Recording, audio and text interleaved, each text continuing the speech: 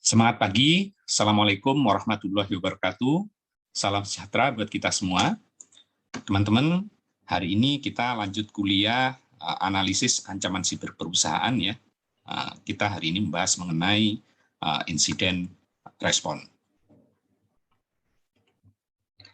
Nah, insiden seperti mungkin beberapa kita kenal ya, tentu merupakan hal yang kompleks dan cara penanganannya butuh banyak keahlian, mungkin tools, dan pengerjaan secara efektif. Nah, tentunya butuh juga pengalaman. Nah, di sini kita akan membahas mengenai bagaimana gambaran insiden respon itu supaya efektif ya. Tentunya ini hanya sebuah gambaran karena tentunya insiden itu banyak ragamnya dan case by case. Sehingga cara penanganan yang efektifnya mungkin perlu disesuaikan dengan kondisi perusahaan atau tempat institusi di mana kita bekerja di situ. Sama dengan kehidupan di kehidupan natural ya, atau kehidupan real, namanya insiden itu sudah mature ya penanganannya. Jadi kalau teman-teman melihat, misalnya nih, ada insiden yang ditangani oleh dokter, itu pun ada klasifikasinya ya. Ada yang masuk UGD, kemudian ada yang masuk ruang operasi biasa. Itu yang terkait dengan penyakit umumnya ya. Mungkin kalau seseorang kena virus, flu, atau kena COVID, gitu, ditangani oleh dokter. Atau kecelakaan, ya, penyembuhannya oleh dokter. Nah, tentu di kehidupan sehari-hari, insiden ini selain ditangani oleh dokter ya, dokter, tentu oleh kita sendiri ya sebagai korban. Tentunya first responnya oleh masing-masing ya, masing-masing gitu. Nah, tapi selain jenis insiden yang kayak karena penyakit, kecelakaan yang perlu disembuhkan oleh dokter, ada kejahatan yang insidennya oleh polisi. Jadi misalnya kalau kasus perampokan, mungkin kasus kecelakaan lalu lintas, kemudian kasus pembunuhan atau yang lain-lain, nah itu penyelesaiannya ditangani oleh polisi. Ada juga yang kasus misalnya kasus kebakaran, nah itu ditanganinya oleh petugas pemadam kebakaran, pemadam kebakaran. Atau kalau disaster karena bencana alam, nah itu ditangani beda lagi, bukan oleh dokter, bukan oleh polisi, bukan oleh pemadam kebakaran ya, tapi oleh katakan Badan Nasional Penanggulangan Bencana misalnya. Kemudian kalau kasus orang hilang, mungkin oleh tim SAR, ya kan? Badan Nasional Penanggulangan Bencana ya, BNPB. Nah, kemudian ada kasus-kasus yang lain ya, tentunya kalau misalnya masalah psikologi. Jadi di dunia real insiden banyak ragamnya dan sudah ditangani oleh masing-masing. Nah, tentunya di dunia siber ini masih jauh lebih mudah dibanding di dunia real ya, sehingga klasifikasi insidennya apakah kita akan mengikuti pola UGD di rumah sakit, kemudian atau di polisi, atau di pemadam kebakaran, atau Badan Penanggulangan Bencana, atau tim SAR, atau lain-lain. Nah, saat ini masih dianggap sebagai sebuah satu case ya insiden, meskipun dia bervariasi ditangani oleh tim insiden respon. Meskipun nanti kita akan bisa melihat bahwa akan banyak ragam framework yang itu hanyalah sebagai acuan awal ya. Nah, real implementasinya tentu perlu disesuaikan dengan konteks masing-masing perusahaannya. Nah, di sini nanti kita akan membahas mengenai insiden respon, kemudian teamwork dan tools, dan juga beberapa framework atau guideline terkait dengan insiden respon yang biasanya digunakan. Nah, ini kita membahas mengenai insiden respon and management yang kita ambil dari NIST dan juga Elysium Security ya. Nah, dalam menangani insiden tentu kita bisa melihat sebetulnya kesiapan kita dalam menangani insiden itu sudah seberapa siap ya. Nah, indikasi dari insiden readiness itu setidaknya bisa kita lihat dari 4 hal. Yang pertama, apakah di institusi kita ini sudah ada disaster recovery plan gitu ya, DR atau DRP, disaster recovery plan. Karena dari disaster recovery plan ini utamanya dikhususkan untuk aset-aset yang strategik seperti misalnya data center atau headquarter gitu kan. Jadi kalau misalnya dia mengalami kerusakan yang parah itu yang sampai berhentinya operasional dari institusi kita, nah tentunya bagaimana merecovernya, kemudian bagaimana proses pemulihannya, itu dokumentasinya biasanya ada di disaster recovery plan. Nah, untuk memastikan bahwa bisnis setelah ada kejadian disaster, terutama untuk aset kritikal ya, yang kalau impact-nya itu terjadi insiden, bisa menghentikan operasional dari institusi kita, adalah ada tidaknya business continuity plan atau BCP. Nah, selain itu, insiden readiness juga bisa dilihat dari ada tidaknya insiden respon ya, mulai dari plan-nya, tim-nya, gitu, dan tools-nya, dan juga insiden management-nya, IM. Nah, di insiden respon konsepnya adalah kita membuat sebuah insiden respon, life cycle atau timnya.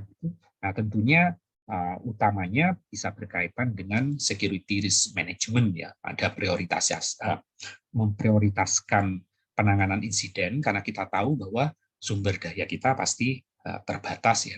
Sehingga insiden apa yang perlu direspon dengan cepat itu mesti diklasifikasikan. Nah, tujuannya adalah tentunya untuk meminimalkan impact insiden terhadap operasional secara finansial maupun secara bisnis ya.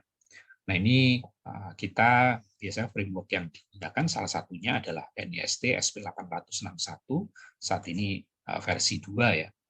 Nah, tentu untuk meminimalisir ini tentu kita perlu insiden response handling, kemudian mungkin tim untuk respon insiden responnya, termasuk tim structure-nya, kemudian mungkin policy-nya, dan bagaimana kita melakukan koordinasi dan saling sharing informasi.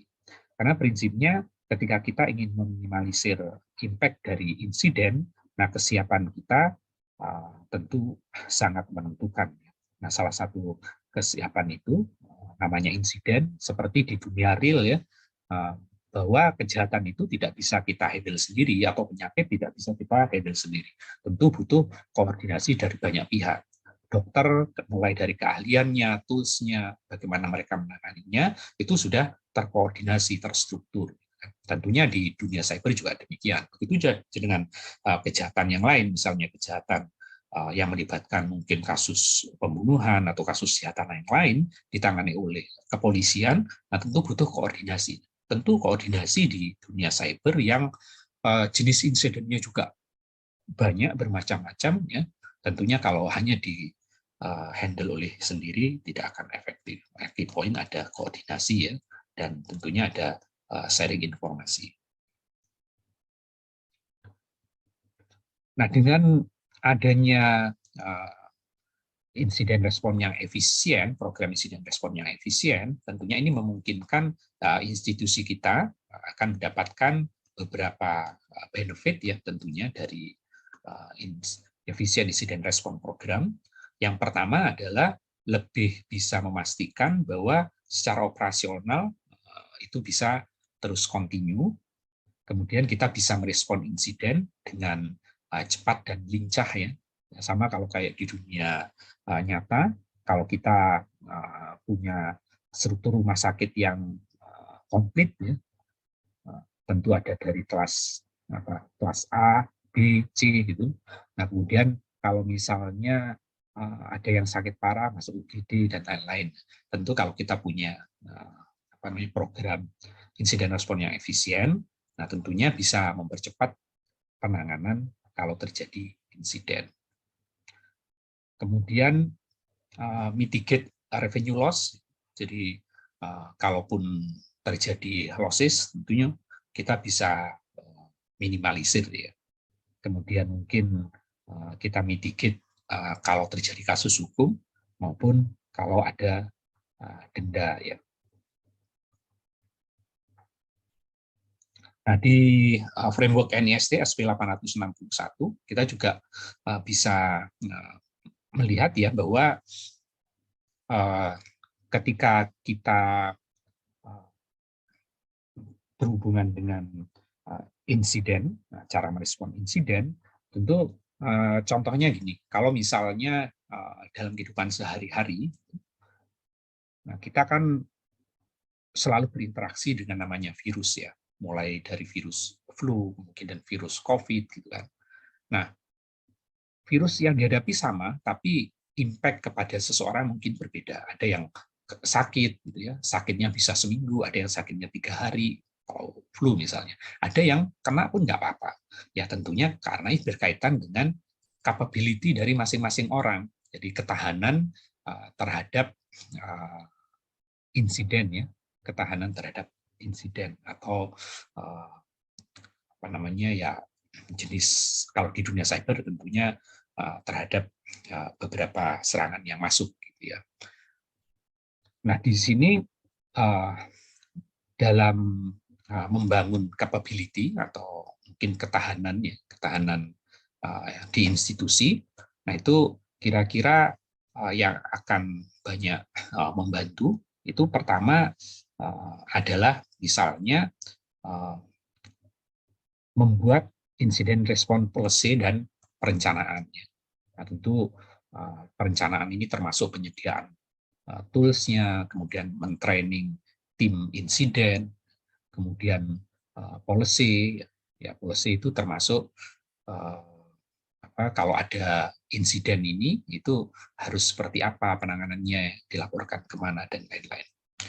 Kemudian mendevelop prosedur itu untuk menghandle dan melaporkan kalau ada insiden, kemudian men-setting guideline untuk berkomunikasi dengan pihak lainnya, baik di luar maupun di dalam. Kemudian bagaimana cara menseleksi tim ya. Jadi apakah timnya itu kita ambil tim internal, kemudian mungkin dengan pola kerjasama, kemudian cara merekrutnya apakah dari internal atau outsource atau campuran. Nah, kemudian karena sifat penanganan insiden adalah perlu kolaborasi, maka tentunya cara meningkatkan capability dari insiden respon itu adalah dengan membangun relationship ya dan membangun line komunikasi antara insiden respon tim atau grup-grup yang lain baik di internal maupun eksternal. Kemudian namanya insiden tentunya tiap hari terjadi banyak ya sama kayak di kehidupan sehari-hari. Tiap hari sebetulnya kita berhadapan dengan mungkin ratusan atau ribuan virus gitu ya. Tapi sebetulnya yang menyebabkan kita flu itu nggak banyak gitu. Sama dengan insiden kan. Spam, email phishing yang masuk ke email masing-masing employee itu dengan employee yang ribuan itu akan banyak ya. Kemudian gangguan yang lain yang dikategorikan insiden itu bisa ribuan, bisa bahkan bisa jutaan yang dihadapi oleh institusi mungkin tiap bulan, tiap tahun gitu ya. Nah, tapi yang menyebabkan kita sakit atau menyebabkan kita mungkin kecelakaan ya atau ada kejahatan yang berhasil masuk gitu tentunya nggak banyak ya. Kita flu rata-rata dalam setahun mungkin bisa jadi hanya sekali ya. Nah, meskipun jenis insiden cyber yang masuk ke institusi itu dideteksi banyak, tapi yang benar-benar perlu kita respon secara tim gitu nggak banyak ya, karena sebagian besarnya sudah diselesaikan dengan automatic tools, misalkan oleh antivirus gitu kan, kemudian oleh mungkin IPS. Nah, di sini tentu service yang dikerjakan oleh insiden respon tim itu bukan hanya menangani insiden, bisa jadi service yang lain juga, yaitu nanti bisa meningkatkan kemampuan mereka. Nah, kemudian ini kita juga perlu memikirkan masalah bagaimana menyiapkan tenaga tim insiden dan juga mentraining mereka untuk mengatasi insiden secara efektif. Nah, ini gambaran dari beberapa tim yang terkait dengan insiden siber ya, insiden siber. Nah, di sini misalnya ada cyber risk team, gitu kan. Tentunya ini berkaitan dengan risk identification and management, karena tiap aset di konteks institusi tentu berbeda-beda ya. Kemudian mungkin perlu dengan internal audit team, kemudian dengan compliance team, kemudian dengan subject expert, kemudian mungkin dengan vendor support team, kemudian IT support team, dan cyber security team untuk masalah operation dan project-nya.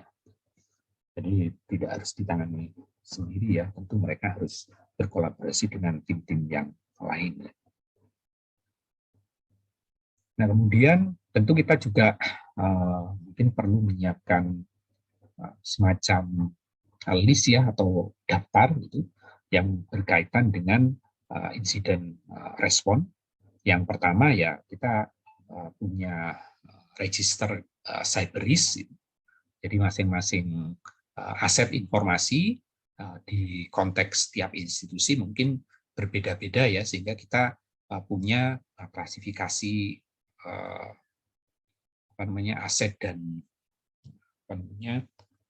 aset dan mungkin threat-nya ya, yang resikonya, yang resiko tinggi, rendah, mungkin sedang gitu atau kritikal, nah itu kita punya gitu. Kemudian mungkin cyber issue register, cyber issue register ini terkait dengan potensial dan confirm security issue gitu ya. Kemudian mengenai cyber incident, daftar cyber incident apa yang sudah pernah di institusi kita atau di institusi similar dengan perusahaan kita. Nah, kemudian kita juga punya daftar untuk IT operasional ya, yang ini tentu akan membantu.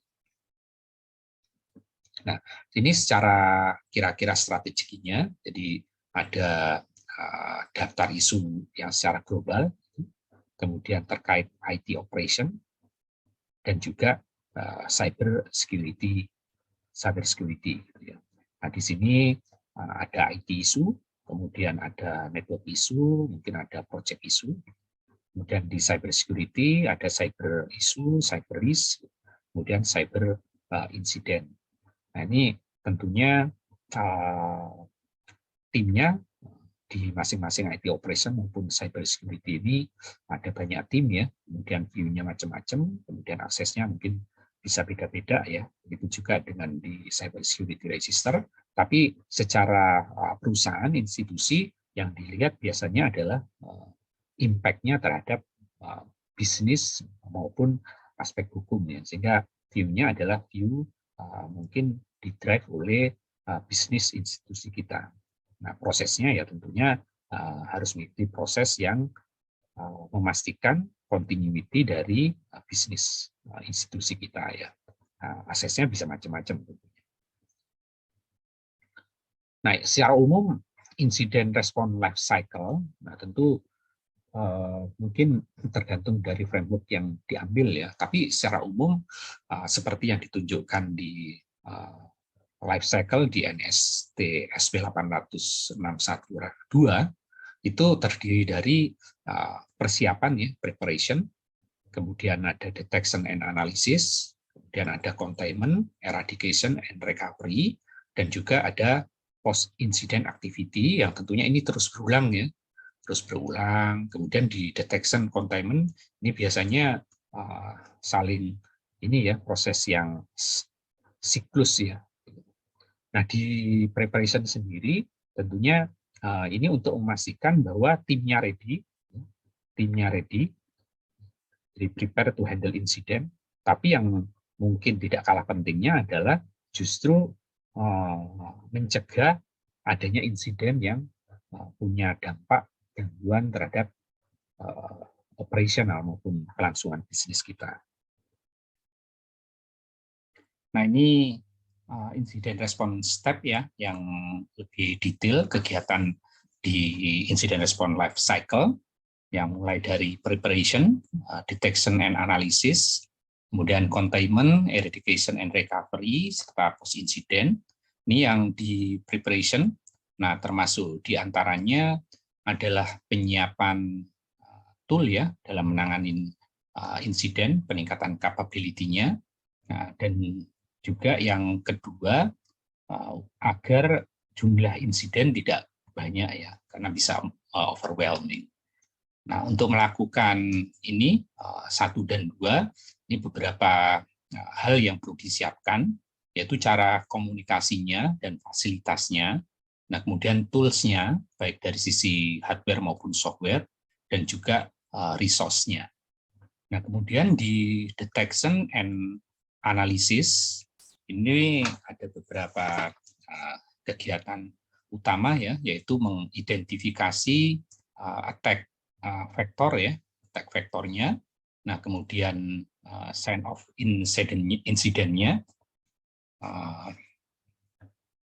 sign of compromise ya, kemudian ada source of prekursornya, kemudian melakukan incident analysis, kemudian incident documentation, kemudian melakukan incident prioritization, mana yang akan dilakukan terlebih dahulu, karena tentunya jumlah insiden banyak ya, bisa banyak, kemudian dengan sumber daya insiden respon tim yang mungkin terbatas, dan juga aset informasi impact-nya pasti beda-beda ya, tentunya kita belum prioritaskan yang impact-nya lebih besar terlebih dahulu.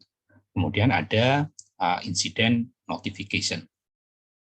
Nah, di tahapan containment, eradication and recovery, nah ini kita perlu containment strategi supaya insiden itu bisa tidak meluas ya.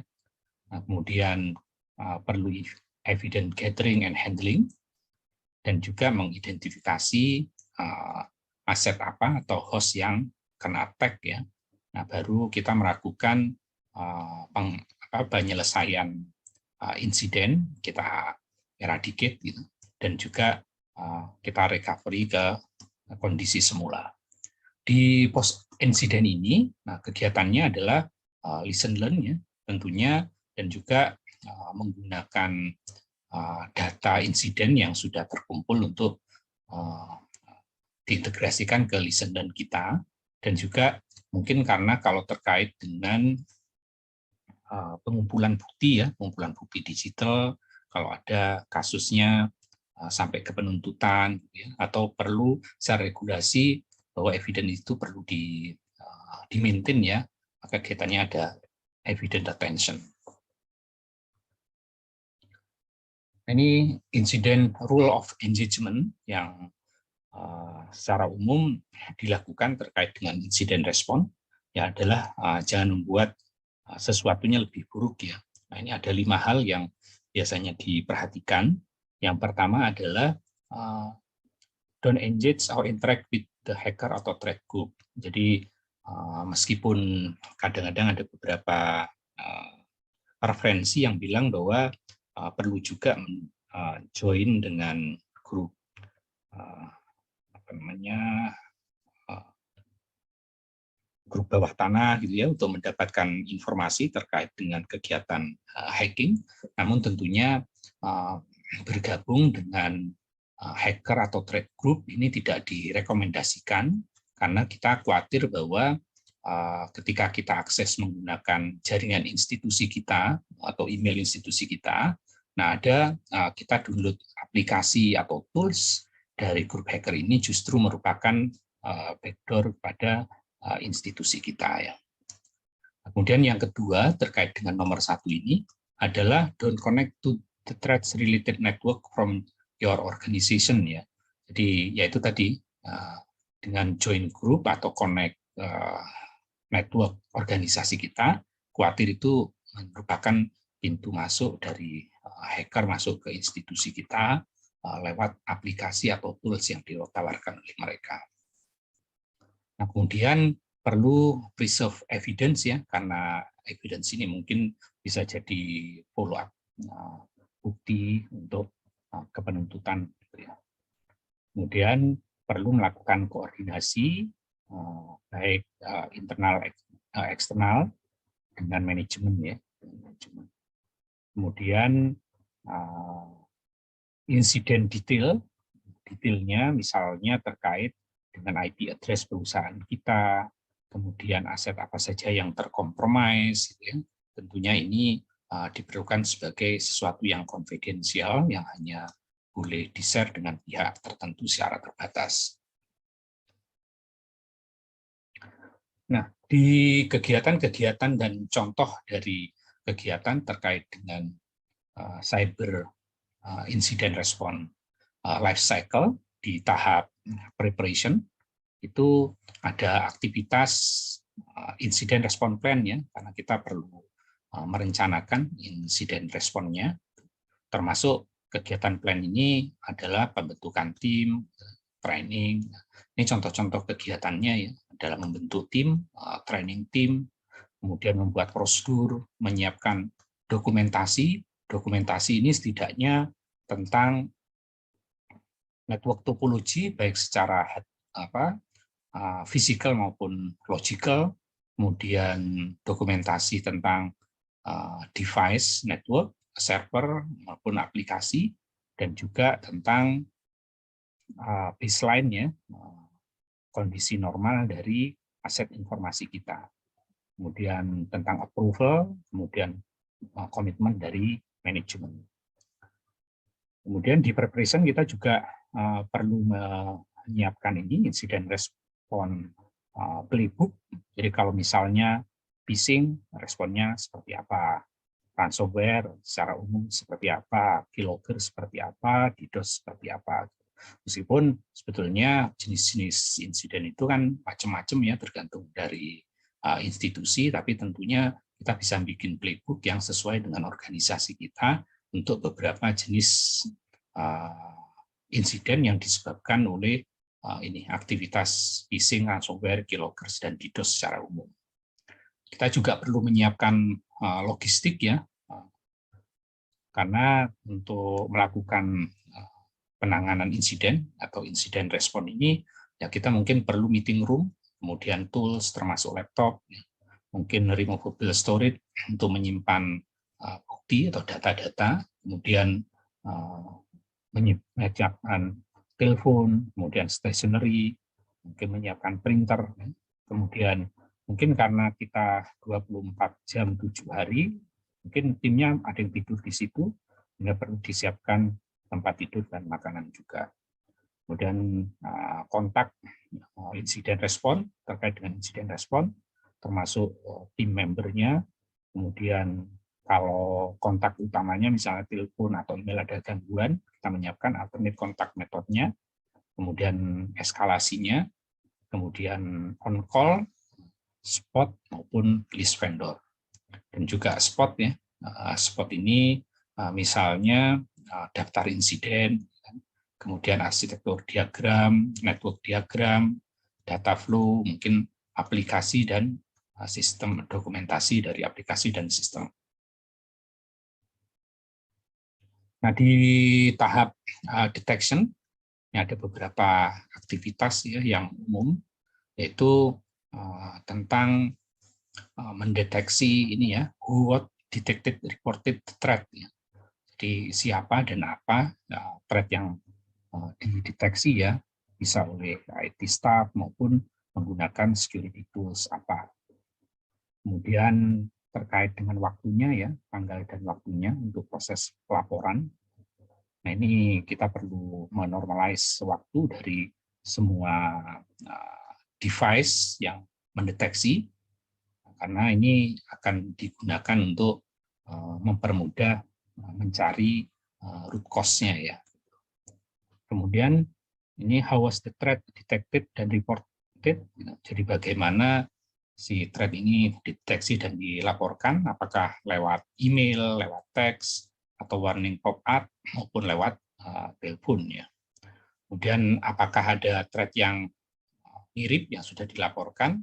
Kalau memang itu ya tentu ini harus masuk ke log ya, ke log untuk pembelajaran dari tim respon. Kemudian apakah threat-nya valid? Tentu ini semuanya harus dianalisis, dikonfirmasi, dan dihilangkan false positifnya. Nah, berikutnya di tahap kedua, menurut NIST ada tahap analisis. Salah satunya adalah dengan melakukan categorization ya. Ini kegiatan-kegiatan utamanya dan beberapa contohnya. Misalnya dengan mengkategorisasikan who atau what is the target of the threat. Jadi targetnya apa sih dari aset informasi kita? Apakah user, kalau sistemnya apa saja, apakah spesifik data atau database.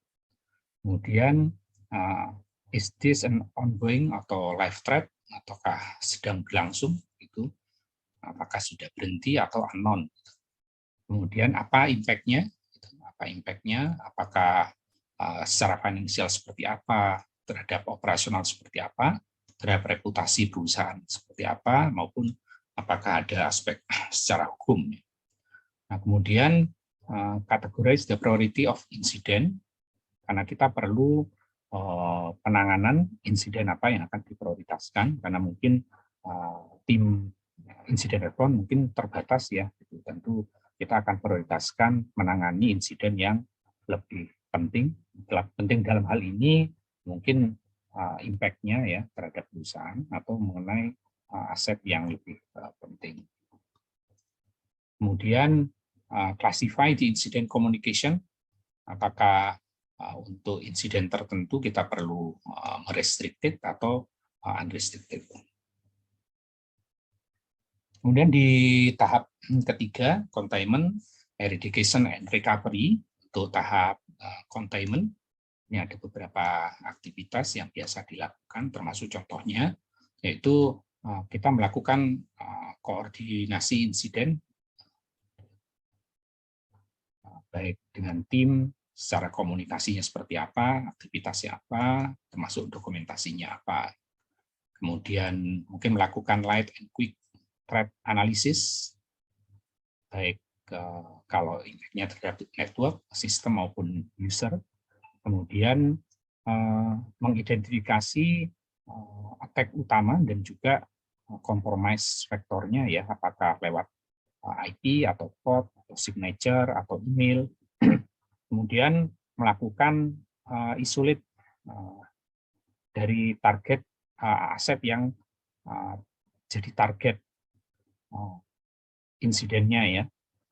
Misalnya kita dengan melakukan unplug dari network atau melakukan disable account ya. Kemudian mengimplement emergency change as required di network, sistem maupun user. Nah, kita melakukan investigasi, misalnya dengan melakukan threat network analysis di tools atau log yang didapat dari firewall, kemudian dari cloud app log, kemudian asset log, mungkin dari traffic yang kita intersepsi, kemudian traffic flow maupun dari CM ya, Security Incident Event Management, Security Information Event Management. Kemudian dari threat malware analysis, footprint, behavior, reverse engineering, kemudian threat system analysis dari event log, kemudian dari app atau plugin yang diinstal, kemudian mungkin dari email activity, kemudian dari authenticate vulnerability assessment maupun dari CM. Kemudian threat user analysis, jadi user yang kena threat atau kena insiden kita interview, ya. Kita lihat konteksnya, triggernya apa, kemudian mereka melakukan aktivitas apa atau mendapatkan alat apa. Dan kita melakukan threat research analysis, mungkin secara online ya, kita cari threat yang similar, maupun join ke professional forum, maupun komunikasi dengan vendor. Nah, di remediation itu beberapa aktivitas utama, ya contohnya ya, contohnya aktivitasnya itu adalah threat network remediation. Ini termasuk recovery ya, termasuk recovery juga,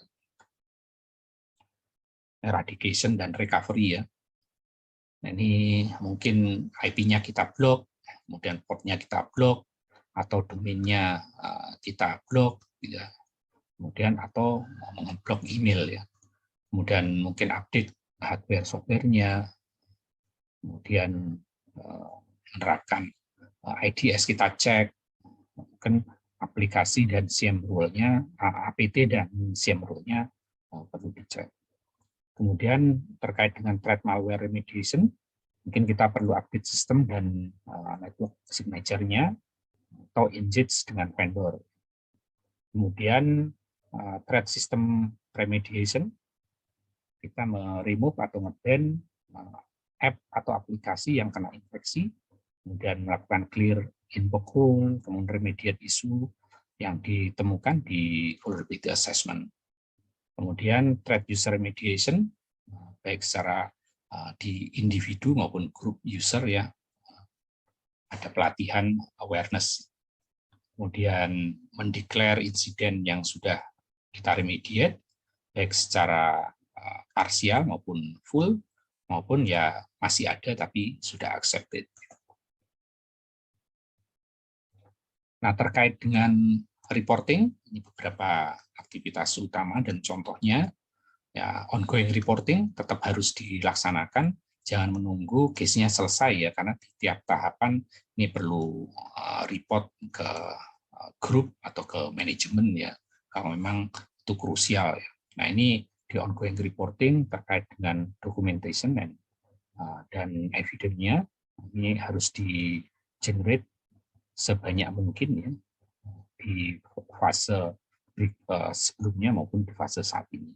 Kemudian ada evidence gathering, ada threat actor, kemudian attack vector, attack surface, kemudian incident documentation-nya itu threat dan insiden detailnya seperti apa, penyebabnya, kemudian mungkin owner-nya, finding-nya apa saja, dan timeline-nya. Kemudian daftar insiden, nah kita update overall insiden ya, overall insiden, kemudian register to track progress ya, kemudian insiden report communication-nya baik secara internal, eksternal, staff, manajemen, kemudian ada board, vendor, klien, government, regulator maupun law enforcement. Nah, ini incident response implementation. Nah, tentunya kita bisa mengambil dari beberapa framework ya. Nah, tapi salah satunya bisa menggunakan framework ini NIST SP 861 Rep 2 ya. Nah, kita bisa mengimplementasikan full incident response framework atau disesuaikan dengan kebutuhan institusi kita. Kemudian kita membentuk tim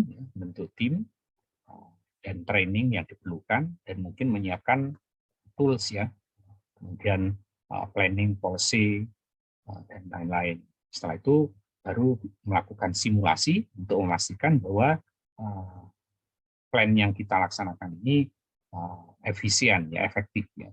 Kalau belum, tentu terus-menerus dilakukan perbaikan, continuous improvement. Nah, tentunya untuk penanganan insiden, kita butuh teamwork, ya, dan juga tools yang relevan. Karena seperti kita lihat di dunia real aja, untuk penanganan insiden itu kan macamnya banyak jenisnya, ya, sama dengan di dunia cyber, tapi di dunia real itu udah lebih major. Jadi kalau untuk jenis penyakit umumnya yang menangani dokter, ya. Kemudian untuk jenis kejahatan, misalnya tindak kejahatan pembunuhan, lalu lintas, itu yang menangani polisi biasanya. Kemudian untuk kebakaran itu oleh pemadam kebakaran. Kemudian untuk kejadian orang hilang mungkin oleh SAR, kejadian bencana mungkin oleh BNPB, ya, Badan Penanganan Bencana, ya, Badan Penanganan Nasional Bencana. Kemudian yang lain-lain gitu. Nah, tentu tools juga penting. Nah, di sini terlihat kalau di dunia nyata ada insiden misalnya terkait orang sakit, kan, itu sistemnya sudah ada kedokteran, dan bukan hanya kita, ya. Kita hanya mendeteksi pertama. Di kedokteran itu tentu ada sistemnya, dan kita lihat di sini ada kolaborasi. Maka key point dari insiden respon di sukses itu tentu adanya kolaborasi antar penanganan insidennya. Jadi paling tidak penyakitnya dideteksi oleh si kita, ya, badan yang orang sakit, dia kemudian ke sistem ini ditangani. Jadi tidak harus semuanya dihandle oleh kita sebagai institusi yang kena insiden, tapi bisa di blow up sebagai sebuah sistem kolaborasi. Nah, tentu kolaborasi ini didukung setidaknya oleh 3 hal, baik oleh people, karena mesti butuh people di tim, ya, butuh teknologi dan proses. Karena kalau hanya people saja tidak akan efektif tanpa teknologi yang memadai. Nah, teknologi, people, tanpa proses yang efektif juga tidak akan optimal.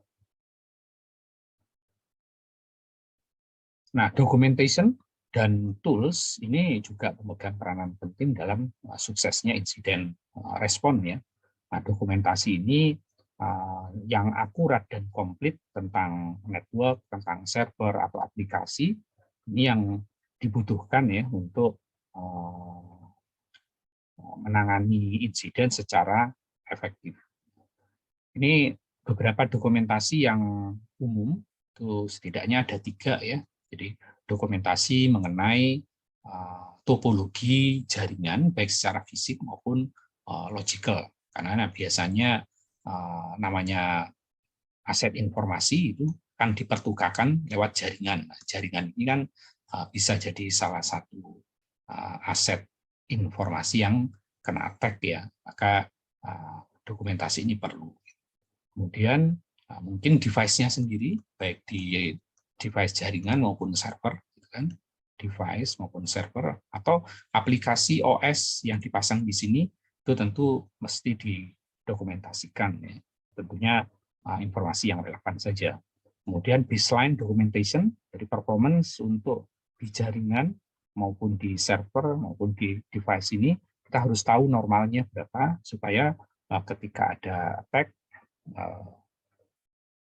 itu kita bisa tahu ada atau tidaknya sistem kita terkompromis atau enggak, gitu kan. Nah, tentunya dokumentasi ini perlu disimpan dan ada backup-nya, ya. Nah, dari tools sendiri, nah itu tentu banyak tools yang diperlukan, ya, untuk terkait dengan insiden respon. Misalnya kita perlu mengumpulkan alert itu yang dari firewall, ya. Kemudian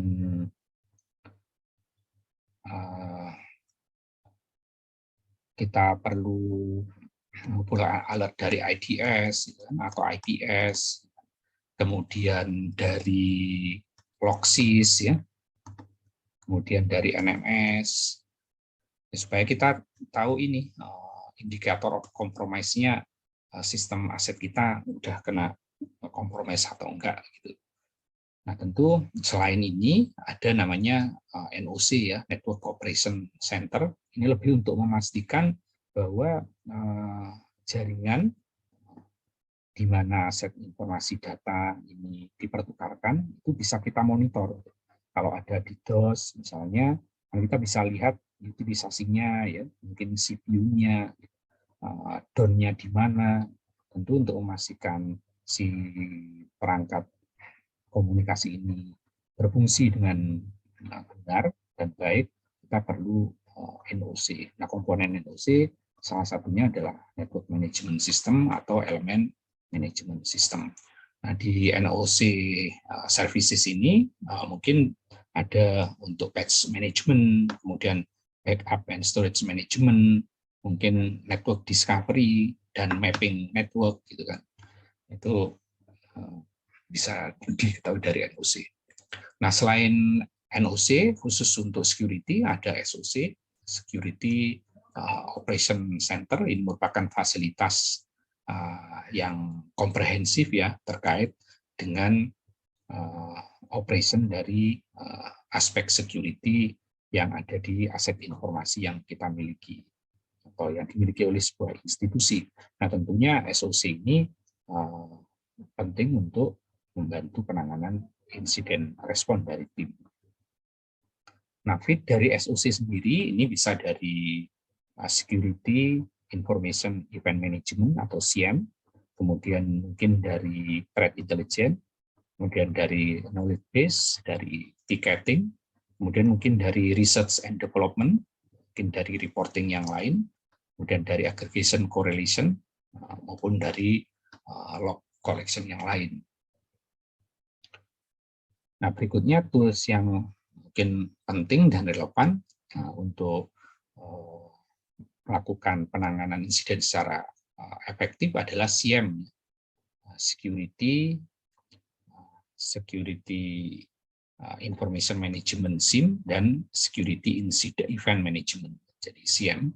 Jadi ini kita mengumpulkan informasi atau event log gitu, dari firewall, mungkin dari server, mungkin dari router, dari switch, workstation, dari IPS, dari ADS, yang lain-lain. Ini dikorelasikan oleh SIEM menjadi log yang saling berkorelasi sehingga mempermudah tim analis untuk menganalisis sebuah event dan korelasinya.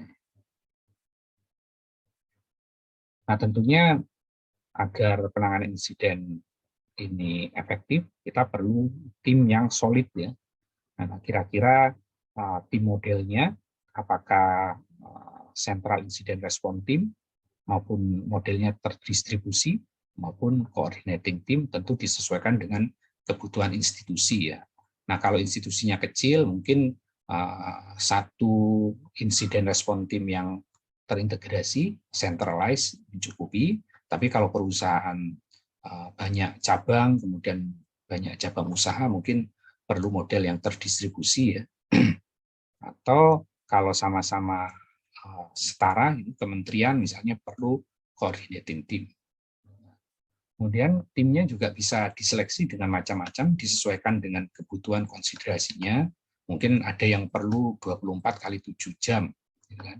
Tapi tentunya disesuaikan dengan kebutuhan ininya. Kalau di dunia nyata, apa namanya, kalau sekolahan misalnya, sekolahan ke siswanya itu paling level penanganan kesehatannya hanya sampai P3K ya, P3K. Selebihnya ditangani di outsource oleh sistem rumah sakit. Tapi kalau misalnya sampai Pertamina gitu, rumah sakitnya pun mereka bisa bangun sendiri. Nah, ini tentu disesuaikan. Kemudian mungkin perlu tim yang full time atau yang part time.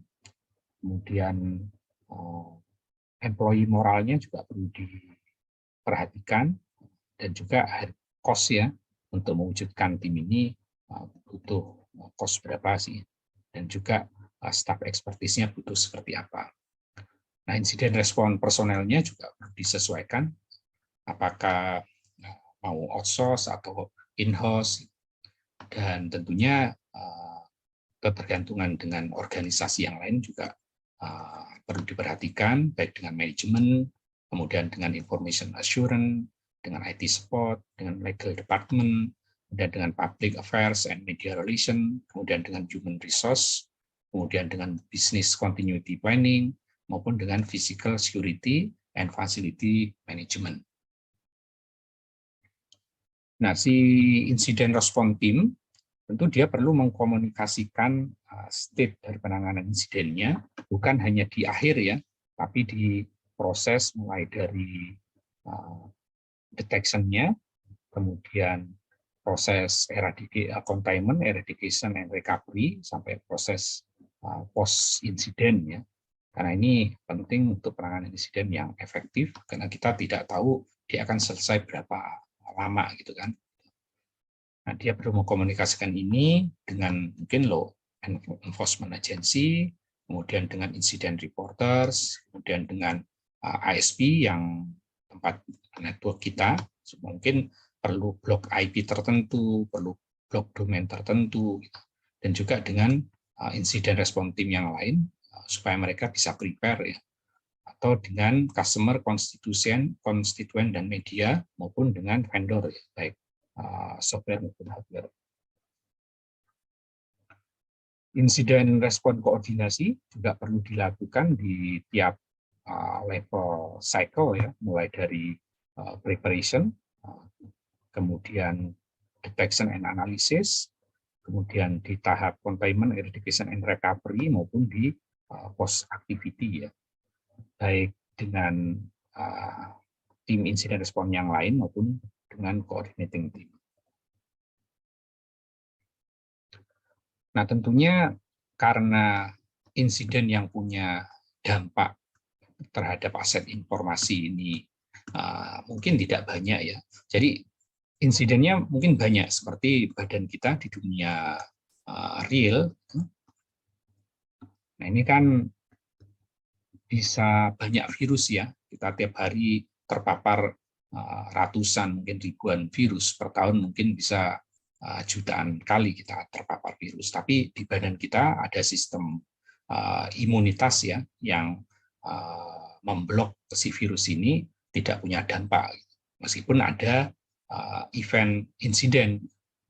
Sama dengan di dunia cyber, mungkin alert yang ditangkap oleh IDS atau IPS atau firewall kita mungkin banyak ya, bisa ribuan, bisa jutaan kali per tahun. Tapi yang punya dampak ke aset kita nggak banyak ya.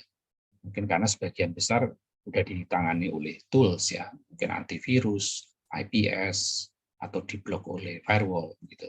Sehingga bisa jadi yang ditangani oleh insiden respon ini kegiatannya adalah mungkin reporting aja ya kan, sehingga tidak terus-menerus mereka menangani insiden.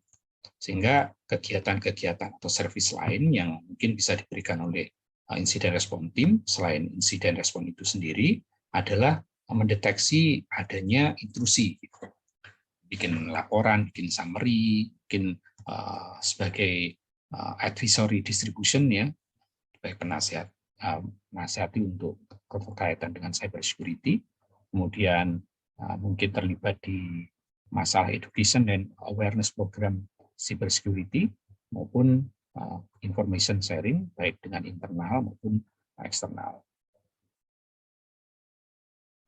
Nah, tentunya agar penanganan insiden respon itu efektif, nah kita tidak perlu melakukan dari scratch ya. Kita bisa mengikuti yang sudah ada di framework maupun guideline. Nah, ini ada beberapa framework yang biasa digunakan untuk insiden respon, di antaranya NIST SP861 Rep 2, ini tentang Computer Security Incident Handling Guide.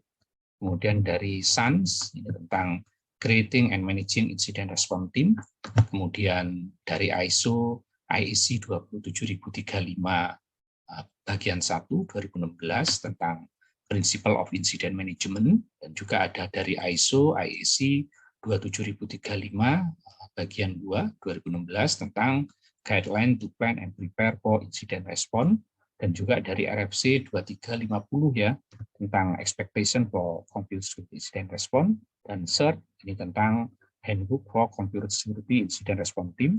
Kemudian dari ISACA tentang Responding to Targeted Cyber Attack.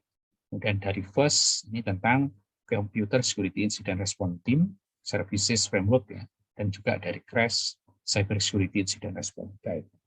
Nah, kalau kita lihat ya, framework dari NIST SP 861 Reg 2 itu ada 4 step utama ya dalam penanganan insiden. Yaitu yang pertama preparation. Tadi sudah dijelaskan, preparation ini termasuk persiapan peningkatan capability insiden ya, baik orangnya maupun tools-nya, dan juga ini membuat sistem security risk management termasuk dan kontrolnya itu agar insiden yang punya dampak itu enggak banyak. Kemudian detection and analysis, di tahap 3 ada containment, eradication and recovery. Dan baru tahap terakhir adalah post incident activity, di antaranya adalah lesson learned di sini. Nah, kalau di SAN incident response process ada 6 proses. Kalau kita lihat di sini ada 4, tapi sebetulnya tahap satunya sama, preparation ya. Kemudian tahap 2-nya sama, identification. Kalau di NIST adalah detection and analysis. Nah, di sini cukup identification. Kemudian tahap terakhirnya sama, lesson learned. Dan di tahap ini jadi 3 ya. Yang di NIST ada jadi 1 tahap itu. Di sini ada 3 tahapan yang berbeda, yaitu containment, eradication, and recovery. Nah, kalau kita lihat di framework ISO IEC 27035, itu ada 5 proses stage utama ya. Sama di tahap 1 adalah preparation, kemudian yang terakhir sama yaitu lesson learned. Nah, di tahapan 2 dan 3 mereka adalah mengidentifikasi dan report information security incident, kemudian mengakses ya. Ini mereka akan putuskan apa berikutnya supaya efektif kan untuk meresolve isunya dan baru respon. Nah, itu kira-kira yang bisa saya sampaikan terkait dengan insiden responnya.